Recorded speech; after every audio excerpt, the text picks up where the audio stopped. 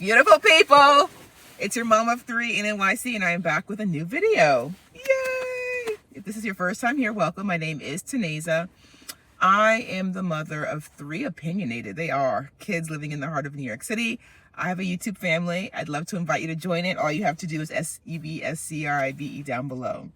This video, my friends, Married at First Sight, Season 18, Chicago, Episode 13. The truth always comes out. Let's just jump right in. Meets Ikechi for ice cream. You guys, he is so insecure. Like, it's beyond anything we could have predicted. Even her height, like, he questions her height. Even her being tall is a lot for him. He needs help. He needs help. He does. And I don't say that lightly. He has deep-rooted issues that need to be brought to the surface. Ikechi lets know that he has homecoming this weekend. He's going to see his nephew and his brother, and his mom can't wait to see him. MM's like, I'd love to see your mom. Oh, you're not invited. He doesn't outright say you're not coming. He says, would you like for me to text you in the morning and then in the evening as a check-in? And she says yes. They decide to play blackjack.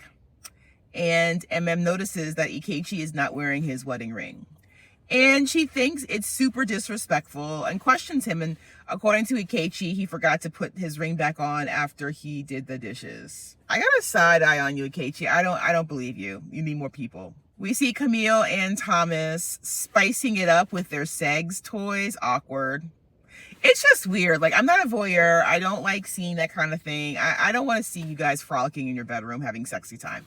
I, Taneza, am uncomfortable watching you. Michelle and David meet with Pastor Cal about the ridiculous text. And the more David repeats his story, the more and more ridiculous and untruthful it sounds. Even Pastor Cal's like, do you hear like what you sound like? And David says, I know it looks bad, but I'm telling you the truth. He is putting 10 toes down and is committed to his story. And he won't show any receipts to vindicate himself. He won't show the text to his cousin Denise. He won't show the picture of this allegedly delicious food. He refuses to give any support to his lie. Dr. Pia visits Carla and Juan. They're not even kissing cousins. I was going to call them cousins. There is no sexual chemistry between the two of them. It's going to be a no. It's going to be a no. Taneza predicts that Juan was offended by a woman in his past. And that shook his self-confidence because I don't feel like he has much. He will not initiate affection. Carla has told him 100,000 times that she loves affection. I just predict someone hurt his feelings long ago and he never dealt with those feelings and now they've come back up. Dr. Pia then visits Madison and Alan. Madison's open to affection. That door has not been closed. Alan said there's a reason that people put up with his kookiness. Dr. Pia said, cockiness is loud, confidence is quiet. And Madison, you may be missing out. Dr. Pia predicts that Alan could rock her world in the bedroom. Dr. Pia was busy this episode. Dr. Pia then visits Camille and Thomas. Camille's open. She is very sexually adventurous. And she does want Thomas to take more of the initiative in the bedroom, in the boudoir. He wants her to reciprocate his generous oral giving. According to Camille, that's actually a big step for her. It means a lot to her. It will require her to take down some of her defenses. That can happen in the future. Lets Dr. Pia know, ring, ring, ring. Her husband has been a no-call, no-show. The entire time that he's been out of town, she has not heard from him. She's also not reached out to him. She's taking a step back and letting him lead the way. Alan and Madison play a game. Dr. Pia gifted them a basket of things to increase their chemistry. And it's a card game with questions about their preferences during sex. They talk about foreplay. Alan, even if it were true, nothing good can or will come out of you telling Madison how you prematurely judged her through her dancing on the dance floor at your wedding reception and predicting that she was transactional. All Madison heard is, there's some hoes in this house. There's some hoes. That's all she heard. That's all she heard. All Madison heard was that you think she's a prostitute, a lady of the night, an escort. And that upset her. At that point, tribe, Madison now had more reason to avoid you, Alan. You just gave Madison a whole new reason to go out late, taking a call, going out for drinks, venting to her girls, whatever excuses she is using for going out till 2, 3 in the morning every morning.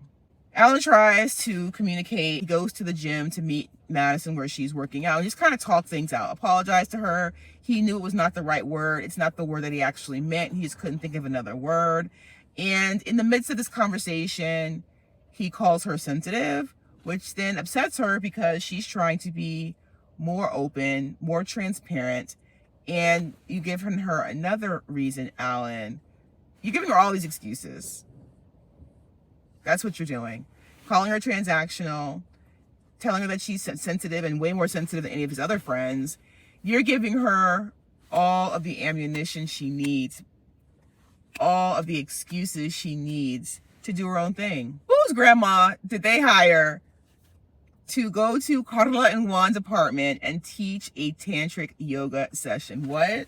This senior citizen, I'm not ageist, I'm not, showed up with her lingerie, her spicy clothes on, to show them how to connect via tantric yoga. It was cringy. Especially they had to blur out her goodies when she bent over because her shorts were so short. Wild. This last scene, tribe, when Denise calls Michelle, or Michelle calls Denise, we see Michelle and Denise talking, and Denise comes clean. When I drive the kids to school in the morning, we listen to this Hot 97 radio station here in New York City, right? And they have a segment called Ride or Die. That is what came to mind when we listened to Michelle's conversation with Denise. David, Denise is not your ride or die. Denise is like, I'm not here for it. I'm not covering for it. I never sent him a picture of me with some food. He never texted me. And that's all Michelle needs. That's all Michelle needs to charge the battery in her back.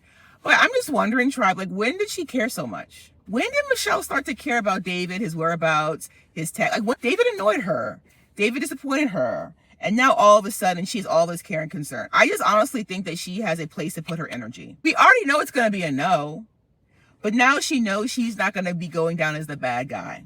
The more energy she can put into his lies, the less she has to put into the relationship. That was a gem right there. That was a gem.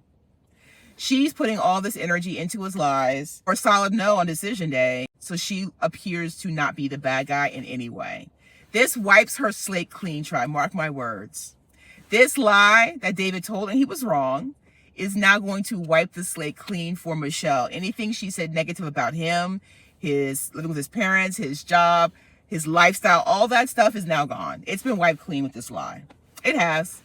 In the comments below, like, why does Michelle care so much about David now? She never liked him. She never saw it from day one. In the comments, what are your theories? As always, leave any other questions or comments down below. I look forward to seeing you in our next review.